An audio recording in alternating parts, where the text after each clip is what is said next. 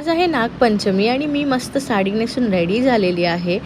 श्रावणामधला पहिला सण आहे आणि आम्ही चाललेलो मामाकडे, कारण का तिथे आपण पूजा करतो दरवर्षी. मामीनी मस्त रांगोळी काढलेली आणि मम्मी आहे ना पूजेचं सगळं मांडून घेत होती इथे. आणि इथे तान्हे पण आणलेले मम्मीनी पोसायला. म्हणजे आपण जसं आपल्या भावाला राखी बांधतो तसं पहिला आपण नागदेवताला राखी बांधतो आणि त्याला सांगतो की रक्षण कर करून सगळ्यांचं.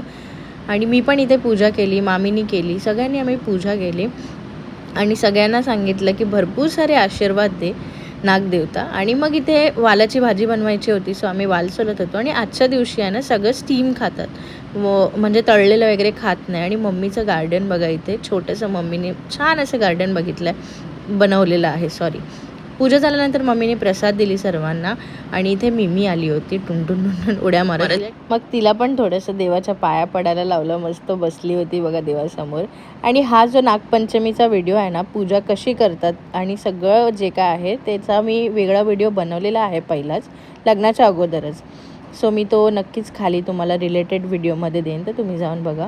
आम्ही इथे मोदक बनवले आणि मग मामीनी जे आहे ते नैवेद्य दाखवलं नागदेवताला.